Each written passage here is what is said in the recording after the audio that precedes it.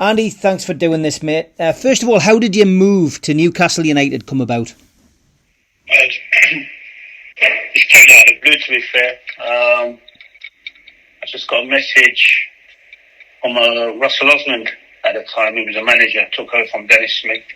Saying I had a call from Newcastle, agreed a fee, and Newcastle basically wanted to speak to me that evening. It was very random due to the fact that I think a few days before, I'd say a week before, Nottingham Forest put a bid in. Dennis Smith was the manager. He told me about the bid and said, obviously, I can't let you go. It's only bid 500 grand, and that's what Crystal City had paid for me at the time.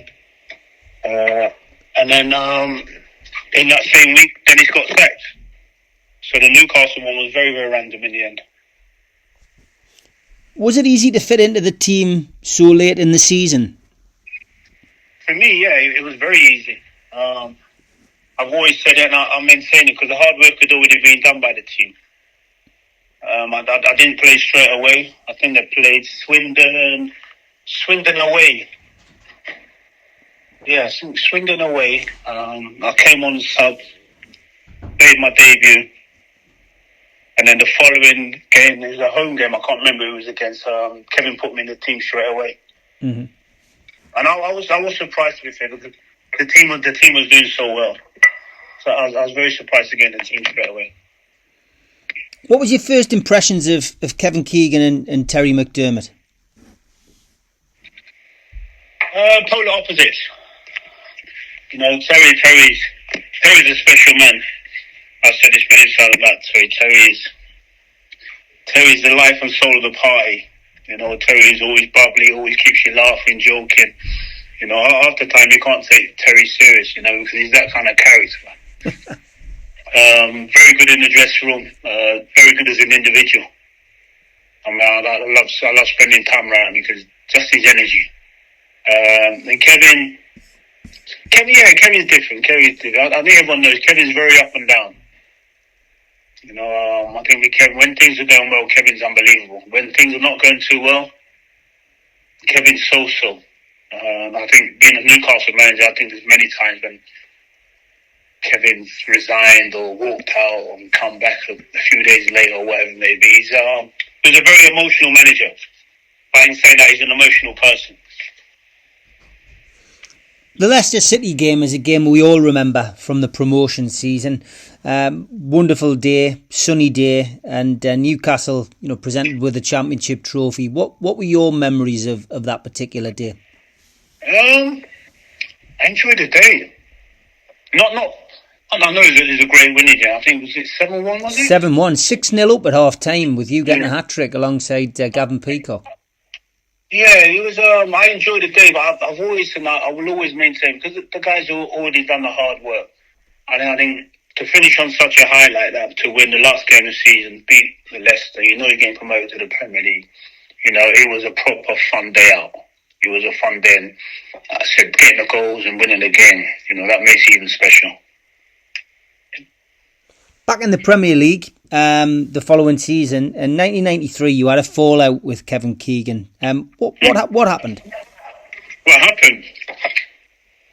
For me, I never had a problem with it. Even to this day, I remember we played Southampton. Yeah. And in those days, there was no trains and flying and all that. We used to coach everywhere. And I virtually played every game. Coached down from Newcastle to Southampton, and we was playing the League Cup game, I believe, on the Tuesday. We lost the game against Southampton. We drove up from Southampton to London. We were staying over. Did that, and I didn't believe it yet. On Monday, it was for a warm down. I remember Kevin says, "Right, goalie, you feeling okay?" I just said to Kevin, I'll be honest with you, boss, I'm tired. I remember Kevin saying, "Well, if you're tired, okay, you don't fancy training, you can fuck off." So I said, okay, if that's the way you feel, I'll do just that. I mean, got myself showered and left the hotel. You know, because I've always looked at it this way. If I get asked a question, and if I'm being honest with you, and that's the way you feel, there's no point in me being around the place, is there? Mm. So I packed my bags and left, and that was that. How did it get resolved? Well, I took a few days off. Obviously, it went mad in the media. Shep called a meeting. So I had to go back to Newcastle, sit down with Freddie Shepherd and obviously Terry, Kevin. Just spoke about it. I'll have to give me a little bit more time to obviously take a few more days out and that, because by then I was in Newcastle by myself as well. I was in Newcastle by myself, and you know, I've always said to people that adulation in Newcastle was unbelievable. I just wasn't ready for it. I wasn't ready for it. I'm such a private guy. I wasn't ready for the adulation, and you know. Mm-hmm. So we just sorted out a few more days off and sorted out a new contract, and that was that. Peter Beardsley, I've spoken to Peter many times, become good friends with Peter, and whenever we do a talking, I always talk about your partnership with him, and he's always very humble, Peter. He always says, well, it was more Scott Sellers than it was me. But how important was Peter Beardsley to you at your career at Newcastle? Peter's a legend. For me anyway, Peter's a legend. And I've said this many times. Regardless of what's happened years gone by at Newcastle, and people have had their say about Peter and whatever, I played with Peter. And what I learned from Peter was phenomenal. He was such a big impact on my career when I was at Newcastle. Football intelligence, the way he used to get hold of the ball and everything. You know, when I look at football now and people talk about getting the half turn and his half space and all this kind of nonsense, I always say Peter Beardsley was before his time, because what these players are doing now, Peter was doing that in the fucking late 80s, early 90s. He was doing exactly the same thing. So yeah, Peter was a very, very special player. Who was your closest friend when you were at Newcastle? Clarkie. Clarkie's top man. I mean top man. When we used to play for England when we were kids, he was used to say to me, "Oh, come on, Coley, come on, come to Newcastle." I remember saying, "Clarkie, no, I can't come to Newcastle, Clarkie, it's too far." He's like, "Oh, Coley, they love you, they absolutely love you if you come to Newcastle and you score goals, they love you." And I say, "Slim, do you know how far Newcastle is?" And we always used to laugh about it.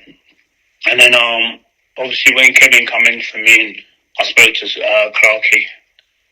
And just as much as Kevin swayed me to join Newcastle, Lee was a big influence on me joining Newcastle. Because I always knew that if I went to Newcastle, he would look after me, and he did just that.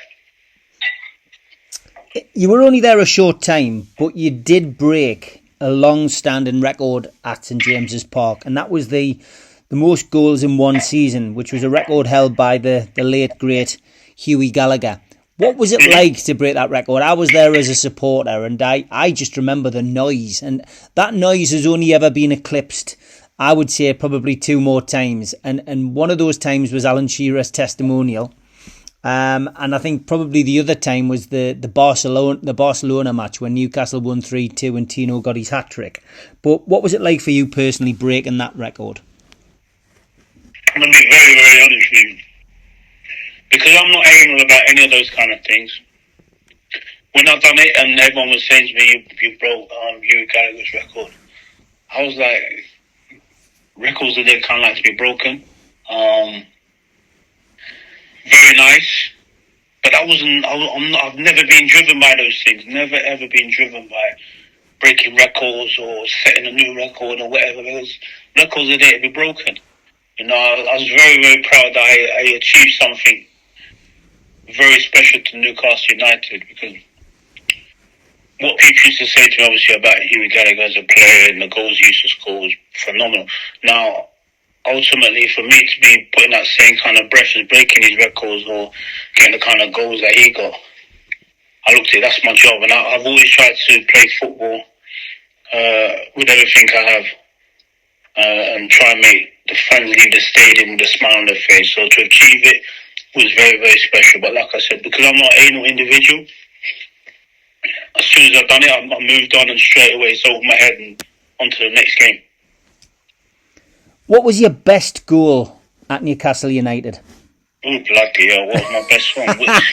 Difficult one, I know. Yeah, it should be the other way around. Which wasn't your best goal? Bloody hell. I mostly go for the Chelsea one. Yeah. St. James's and left foot into the top bin. I mostly go for that one. Okay. Just want to chuck the extra one in about the number 9 shirt, because that shirt, it was the shirt just a number to you? Some people struggle wearing it, other people take to it and it's just another shirt. Was wearing that number 9 special? Just the number for me. I remember when season finished, we'd gone back for pre-season. The manager told me he was bringing Peter in. I said, oh, brilliant, cool, buzzing. He said, Coley, I want you to wear the number 9. I'm like, Cap, I'm not really fussed. I'm happy with number 8. I mean, I wore number 8 last season. It doesn't. No. At Newcastle United, the number 9 is kind of like the main shirt. I'm like, I don't care if you give me 59. It makes no difference to me. I'm that kind of individual. He said, no, I want you to have the number 9 shirt. I'm going to give Pete that number 8. Give you the number 9. I said, okay, no problems. I'll wear the number 9. I didn't feel any more expectations, any more weight on my shoulders, anything like that. Because for me, it's a number. And that's all it is. You know, a number will never make you play better. That's all in the head. I was fortunate when I did get the number 9, I scored a few more goals in it, and everyone spoke about, like I said, Malcolm McDonald, Jimmy Gallagher, and people like that. I'm like, I can't get it now. I get what this number 9 is all about, but before, it's just a number. How did the move from Newcastle United come about? It was a shock to the supporters, a big shock to the fans to see you leave St James's Park. How did it come about? Yeah, for me, this will always be a big shot. It's been a big shot over the last 20 years. Played Blackburn Rovers in the FA Cup on a Sunday. I believe it was. Game ended at 1-1. Went in for the warm down Monday morning. Kevin was in. Barnett was in. That's why I used to call Terry Mac Barnett. With all this perm and all that. Didn't say a word to me. Went home. Was at home all day. And I remember I was just about to sit down and watch Sheffield United play Man United in the FA Cup Monday night. And I got a phone call. From the guy who was representing me at the time, said, look, just to let you know that the deal's on to go to Manchester United. It's all being sorted. I'll be up in the next 3-4 hours to pick you up and take you down to Manchester. I'm like, no, this can't be happening, because I went in this morning, no one said a word to me. Yeah, and now you're telling me, 7 o'clock, 7:30 that evening, that I'm moving to Manchester United. I'm like, no. And so all this, I went to Newcastle a few years ago now. And I remember doing a Q&A with Les up in Newcastle, and I've had so many people that try to stick it on me, saying that I forced the move and I did this and I did that. And I'm like, you can't tell me how the move went, because if you're telling me how the move went, I didn't know how the move went, but you're telling me how it goes. I'm like, please, stop being silly. You know, so, yeah, it's one of those crazy ones. It's just random. Whatever made Kevin make that decision, he made that decision. I mean, I've said many times, once a manager no longer wants you, it's best that you move on. Otherwise, your life's just going to be a little bit of a misery.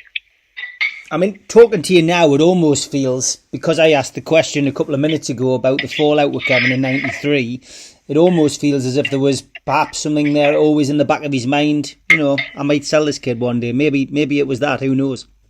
Yeah. No, it's not even who knows. I genuinely believe that's what it was. I don't know how well you know Kevin. Yeah, I've got to know him. I've got to know him quite well, but not in the same capacity as you, being a player and a manager. That's a it's a different relationship. So Yeah, I think you're right. I think my feeling would be the same. yeah. Kevin's an individual. Kevin holds grudges, and if you fall out with Kevin, he'll always have it in the back of your mind. I remember like those people like Venice. He always used to have like a tear up with Venice. Venice back then was Venice. Venice was a little bit different, but funny. And them two always used to have a clash. I'm like, yo, why are you two always clashing like this? Remember, I'm just a young pro then. Venice had played for Liverpool and he done a lot in his career. And them two are like always like at each other's throats. There were days like we would lose on a Saturday and Kevin would come in and his mood would be so somber. I remember Venice always used to be going off. I mean, well, if you're going to be like that, there's no fucking point being around the lads. I mean, he's dragging the atmosphere down. I'm like, bloody hell. But like I said, because Kevin was an emotional roller coaster, you never knew what mood he's going to catch him in. You went on to Manchester United and you had great success there. Newcastle, of course, in 95-96 were 12 points clear, infamously 12 points clear of Manchester United. Manchester United, though, managed to win the league. Eric Cantona 1-0 was an infamous scoreline, and Peter Schmeichel was unbreakable in goal. But I mean, there's lots of theories as to why Newcastle didn't win the league that season. Some people say it was down to the fact that Manchester United were just too good. Others said Newcastle didn't have the experience. Some said it was because, Newcastle brought in Tino Asprilla and unbalanced the side, or they brought in David Batty and unbalanced the side. Others point to maybe Derek Fazackerley leaving as a coach halfway through the season and going back to Blackburn. Can you actually put one thing on it, Andy, as somebody who had left the club by then? Is there a reason why Newcastle didn't win the league that season, do you think? There could be many different factors. I think when you get yourself, when I was at Manchester United, what I understood, always understood when I got there, regardless of what happens, the manager would always take the pressure off the players. Whatever he said in the dressing room at full time, and what he said to the media was totally opposites. And I mean chalk and cheese. He could actually come in at full time, give you a complete dressing down, and then say to the media, we was unlucky, should have took this chance, we can do better, I'm not disappointed in my team, blah, blah, blah. And he was always very good like that. He was always very galvanising. And I think when we got ourselves in that position and Kevin lost it, when the Leeds game, I believe it was. Yeah. We all thought then, we've got them. We got them. Because the manager, for us, was too emotional. And that will always translate to your players. And we always thought, from there, the pressure started to show on Kevin. So if the pressure starts to show on Kevin, what's he doing to the players? And then from there, Newcastle, the run Newcastle went on wasn't the best run. I mean, I wouldn't put it on David Batty. I wouldn't put it on Tino, because ultimately, all the team has to go out there and play and win games. I mean, your manager picks your team. He knows what he wants from you, and it's for the players to go out there and play the way that the manager wants you to play and win football matches. But the manager was nervy, and his comments then, I think, those just galvanised us. And we just kept saying to ourselves, right, the manager's gone. So if the manager's gone, what are the players like? And then Newcastle's form from there was so indifferent, considering the way they played that season. It was crazy. I mean, we said to ourselves, if we go to St. James's Park and we win that game, we'll win it. And we did. We won it 1-0. Peter Schmeichel, like he touched on before, was absolutely unbelievable. Without Peter, we never know what that scoreline was going to be or could have been. But once we won that game, we always believed we had a great chance of winning then. Kevin left the following season. Did it surprise you that he'd gone from Newcastle? No. I think I've already said, because Kevin's on an emotional roller coaster. And in my time there, Kevin had a few fallouts with Sir John regarding transfers or trying to bring in players, and there's talk of him resigning and I said coming back, and I mean, so you just never knew. So when he did leave, it didn't surprise me. It didn't surprise me in the slightest, because, like I said, because Kevin is what he is, you just never know. You just never know. Mm. Last question, just really about the fans. I mean, you touched on it earlier. You know, you get a bit of stick off Newcastle fans. I mean, it's nature. That's what happens in football. I think potentially, you know, I think there was a time when you were seen celebrating at the side of the pitch when Manchester United had won against Newcastle. I think that's what you do. You've moved on. It's your football club now. You know what I mean? But, you know, the fans were important to you, and at the time you played for Newcastle, they loved you, Andy. You know what I mean? And how important are the fans at Newcastle United? You see, as I got older and actually retired, I never shied away from what the fans were at Newcastle. I always spoke very, very fond of the Newcastle fans. I thoroughly enjoyed my time there. I've touched on it. The adulation for me was, I was never, and I'm still not, I'm not built for that. Because I'm no different to any fan, Newcastle United fan or whatever. I'm no different. I'm doing my job, and I play football, and I love football. You know, the love that they would give me, I was like, I'm no different to a 9-to-5er, but unfortunately I can run around and kick a bag of leather about and score a few goals. You know? So the adulation for me was like, oh, this is not real. But I get it. I got it, you know what I mean? But only when I got to a certain age, I actually started to understand, wow, you know, the passion and admiration these guys have for their football club, and all they ever wanted from you was to run around, put a shift in, and try and win a game. And I'd like to believe that when I was at Newcastle, I did just that. I put a shift in, scored goals, played with heart and passion like I did for every club that I played for. So yeah, so you touched on it. When I moved on, I'm more than entitled to celebrate if I've moved on to another football club. I'm not like these guys now who believe that you can't celebrate if you score a goal and you've moved on. Why do you play football? You play football to celebrate, enjoy doing what you're doing. You know, if you score a goal, that's why you train Monday to Friday or to come out on Saturday to score a goal. Nothing changes. And football is supposed to be played with passion, it's supposed to be played with desire. And I'd like to believe I've done just that. But, I mean, the respect and admiration I have for the Newcastle United fans, you know, is massive. Unbelievable support.